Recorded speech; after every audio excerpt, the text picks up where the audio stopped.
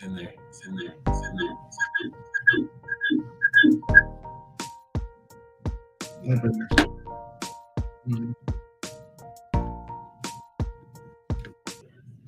All right. Let's do this thing. Let's do this, everybody. Let's get this party started. And it goes like this.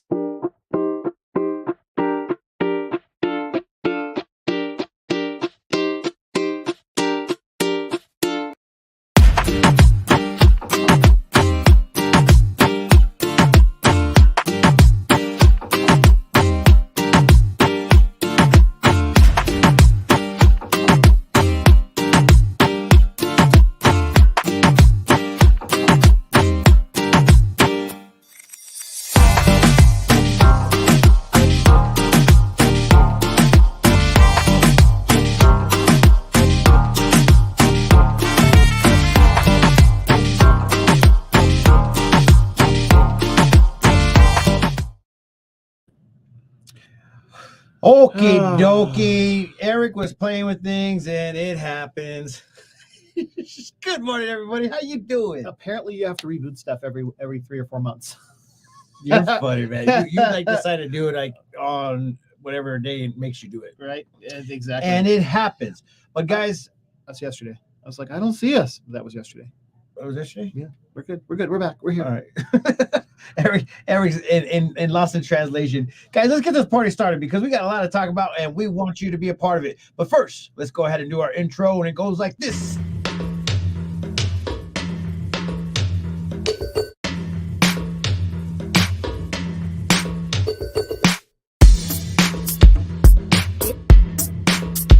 Welcome to the 863 Morning Show with your host, San Martin Rodriguez and Eric Knight.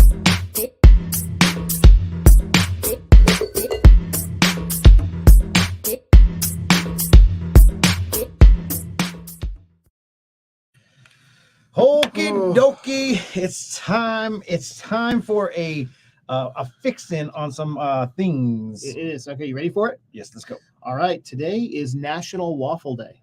Ooh, I'm gonna go eat waffles right after this. You know what we don't have here? A Waffle House. Oh, you're gonna love this one. Okay. Gurley Street. It used to be Taco Plus, right Taco across Plus. from Ken Lindleyfield. Yeah. It's now chicken and waffle. Ooh, Is it open yet? No, I don't see it open yet. Okay. But chicken and waffle. I think I saw the sign. But that's pretty cool. I don't know about the whole chicken and waffle thing, but I could go for waffles. Chicken and waffle, bro. You can't go wrong with chicken and waffle. No. I don't even know. I can't even tell you. I was going to ask everybody where they would go for waffles, but heck, there you go. When they open, See? hey, there's a Waffles Chicken and More. waffles. Don't we have a Waffles and More over by Big Five? No, they closed it down. Do they really? Yeah, I think they closed it down. If you know for I sure, might. somebody should tell us because waffles are good. And we also had the waffle iron. Was it the waffle iron? It's gone too. Nope, waffle iron's still there. Is it still there? Yes, it is still there. Under new. It got sold, right? Older ownership. Yes. Okay, there it is. Thomas is saying waffle iron. There you go. The waffle iron is there. Okay. Waffle iron. I don't think they actually profess in waffles though. Okay. Unfortunately. Hey, I want to see if these sound effects work. Let's see. Let's go. All right. You can't hear it. You can't hear what my pew pew. Can you guys hear that pew pew? I don't know. It was weird. There's 14. All right. Chino has great waffles. Okay, skillets. There you go. There we go. All right. So yeah, tag your favorite waffle joint. Let's get them excited. Let's see what Prescott has for waffles. Yeah, I'm gonna go eat some waffles right immediately after this, guys. So hey, we had a lot of crazy talk yesterday. I don't know if you guys. Okay. As Eric has probably pointed out to a few of everybody, if you guys don't want to sit there and listen through the council meetings, we've developed a way to go ahead and actually outline it and put it onto summarize it all, right? Yeah, summarize it all and give it to you guys so you guys can go ahead and read it in its entirety or from a perspective of just a little brief synopsis of an hour and 40-minute council meeting. You can watch it you can read it in like 3 minutes. 3 minutes. Yep. So we'll be releasing the press release here shortly, but it is in regards to the homeless community that is growing. I mean, it's growing tremendously. It's and these people are not from Prescott. Let me go ahead and let you know that they're not from Prescott. If they are from Prescott, the homeless population is utilizing spaces that are with their family or friends or whatnot. So Well, I thought about it. it's kind of weird. I thought about it. If you were to be homeless, where would you go? Phoenix or Colorado? Like No, you a would really want, nice, yep, a nice where environment. the weather's pretty temperate, right? Beautiful. Right. And Beautiful. so that's what they're doing, right? Yes, and what ends up happening though, there was the lawyer or attorney for the city of Prescott, Yes, general counsel. and he I believe that they are bringing this up because there is laws right now that doesn't say that people can camp on the streets of Prescott during the daytime, in and around the entertainment district, which is downtown Prescott, and they're wanting to fix this issue or problem that is occurring currently right now. And once again, they have to have a balance of life here because one, you still got to take care of humanity. A human being is a human being. Just because they have the homeless title doesn't mean that they're not humans. They don't deserve, respect from humanity in general. So it's a thin line, but the conversation is the rubbish that they're leaving behind, Mm-hmm. the them taking number twos in our creekways, Well, this is not the sidewalk. yeah. Well, It's not Denver. in most cases that some of that stuff is possibly happening. But anyways, we're going to release this, and they're changing some laws. Did you see some of the comments? Some of the comments are like, well, if we build better places for them to go, it's just going to draw more people. It is. That's a good flip side to that. I think what they need to do is obviously create an environment where we could get them off the streets in their own homes and also being an active member of the community, meaning that they work for what they are given. And the other one was the panhandling that is happening everywhere on a lot of corners. It does make me laugh. People are putting up and don't panhandle signs, like don't help them, and then they're doing it right under the signs. Yeah. Well, because there's no way ordinance to effectively take them away, because if they get a simple citation, they're like, well, whatever. What are you going to do? To come take my home? I mean, you guys already did that. So this is a conversation that needs to go ahead and have with the community of Prescott and everybody involved, because it takes a community to help those in need. What laws are they talking about?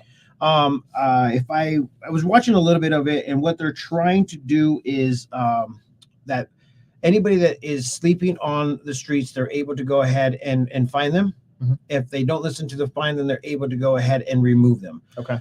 Meaning that they're not following the rules and regulations of, just the ordinance itself. But I also believe that the reason why is because they are. Like this morning, I was driving by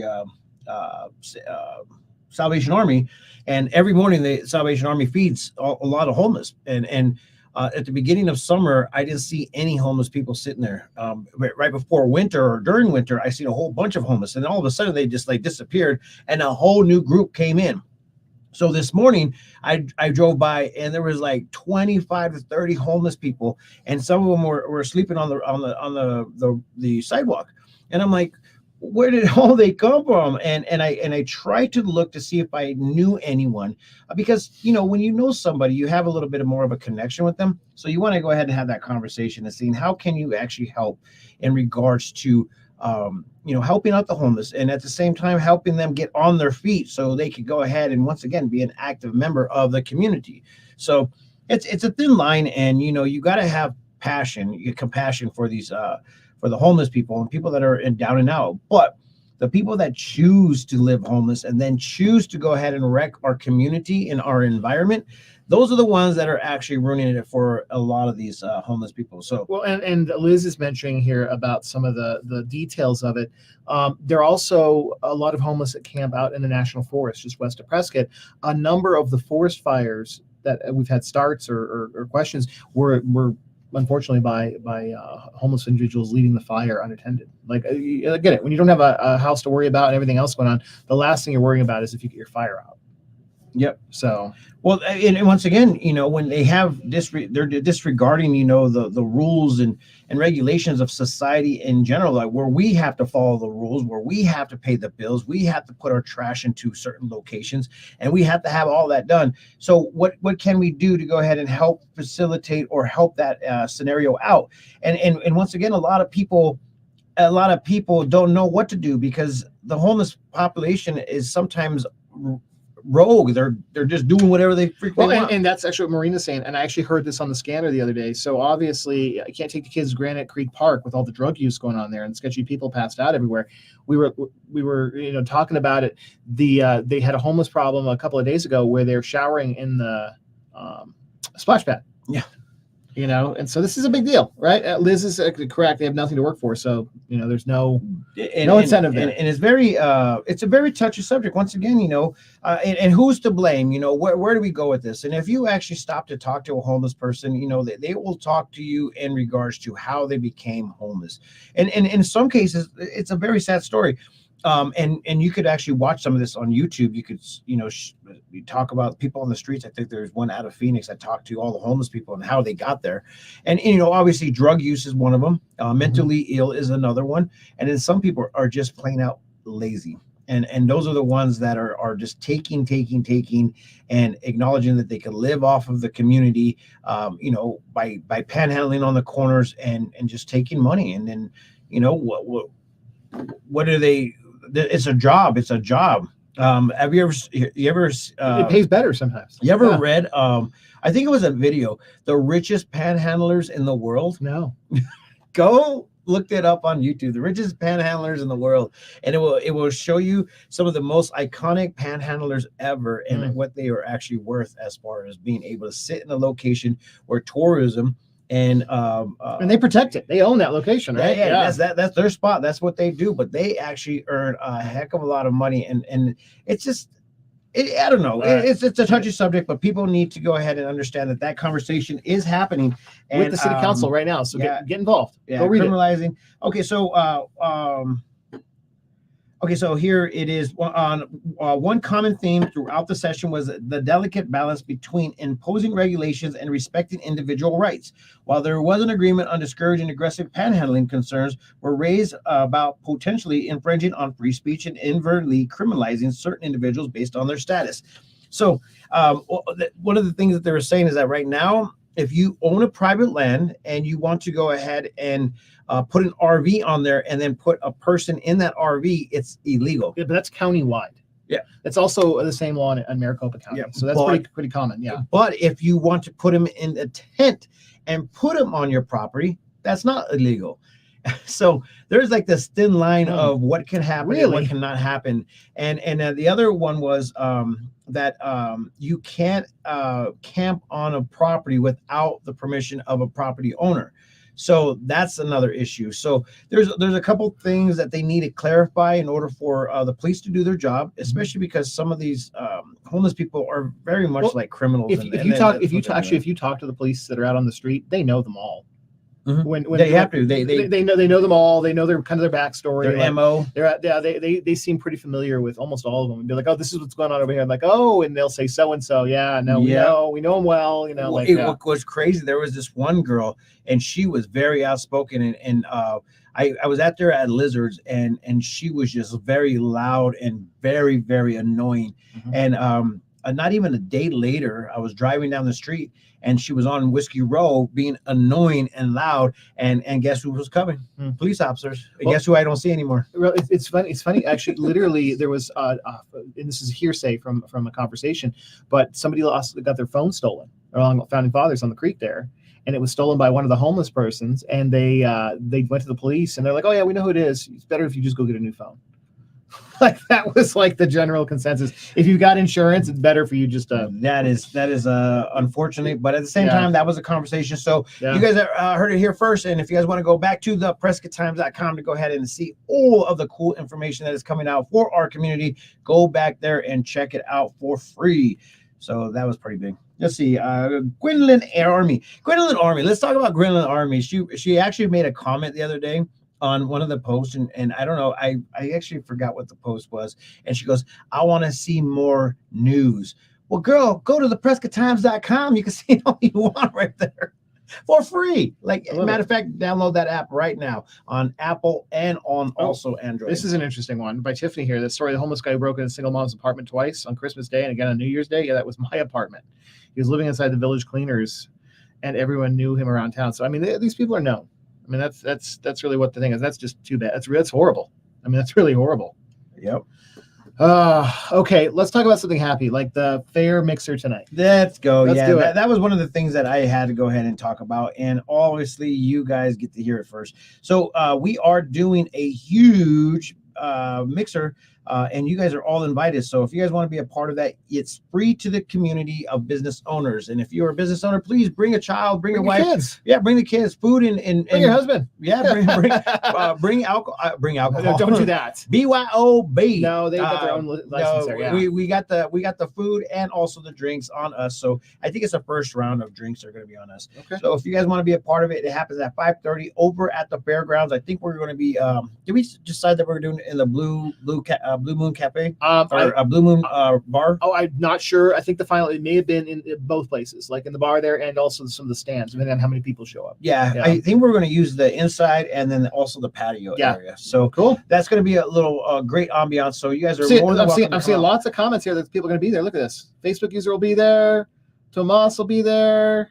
Prescott Trade Network will be there. So that's good stuff. So I like seeing that. TC will be there. Yes. Oh, is that why you wanted that image? Did you even take that image, bro? I mean, I could create another one for you, but that was actually pretty cool. He asked for an image with a circle and a bonsai coming in from the right. Okay. And so we took it to that AI and I sent it to him.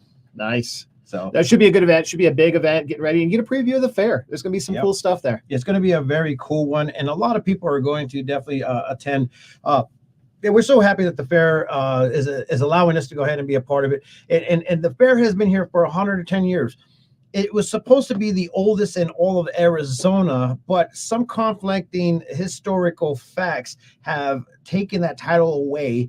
But I am still pretty dang old. I'm determined to make it where Prescott still has the world's oldest rodeo and also the oldest fair. So we'll figure out the facts. I tried to go ahead and contact the historians, and they haven't replied back to me. I guess that's not on the top of their historical figures list, but I'm going to find out. Right. As of right now, Charlotte Hall Museum it labels the Yavapai County as the oldest running fair in Arizona. So I think I love seeing these comments. I'll be there. We'll be there. That's great. There. I love it. I'll be there. And once again, guys, we are also running the event over at the Grand Highland Hotel, which is the Johnny Cash Tribute Band, and there is still tickets, but we are cutting tickets off early to later on today, so you'll only be able to go ahead and get them at the door. So if you guys want to go ahead and swoop on over there and check it out, go do it. And here is the information for the Yavapai County Fair Business Mixer. It's going down at 5:30 to 7:30, so come out and have some fun. And I know a lot of people were talking earlier in regards to the planning of Prescott, Arizona. Did you see that 700 acres getting developed, 300 homes? I did. It was some high-end homes out 4 miles north of town. Well, I'm just going to put this for you guys. So if you guys want to go ahead and be a part of something very, very big and very much, you guys just show up August 30th and start talking to the planning committee about our future. So it's a week from yesterday. Yeah. So next Wednesday. Yep. So next Wednesday. Say that again. A week from yesterday? A week from yesterday. Everything's a week from yesterday. Everything's a week from. We've got a holiday coming up next week. Oh, what holiday? It's 3-day weekend. Oh, what is it? I always get them backwards. I think is it Labor Day or Memorial Day? Labor Day. Labor Day. Thank you. Labor Day. Yeah. Well, I don't even know. I'm just saying. Just doing it. I'm just doing it for the fun of it. So, guys, we got to get out of here. I got a whole bunch of stuff to do, but make sure you go back to the PrescottTimes.com to go ahead and see all of this information. And once again, download the app so you can go ahead and get the notifications of, things. Important stuff. Yeah, like this morning's traffic. Definitely do not drive on any of don't drive on the roads around 7:30 to 8 a.m. This is the reason why This is the reason why I come to work early to get away from all of that. That alone made me want to scream, "Stop coming to our area!" Even though you can't stop it, it was just more or less like. But I was talking. I'm squirreling. We're having a squirrel moment. Where's our squirrel? Over there. I was talking to people that are here visiting, like that from the area, from other areas, and they're like, "Yeah, this is nothing compared to New York or L.A." They were telling me about some. We're not trying to. I know, it up to there. But they were telling me about one time I was stuck in traffic for 15 hours, and I was just like, "What?" Yeah, there's no stuck in traffic, but I tell you what, even 17's close. Yeah, even the flowing traffic is a sick traffic. So, anyways, with that being said, peace, love, and happiness. Let it not be war. And remember, love always wins. We'll see you guys later. tonight, maybe.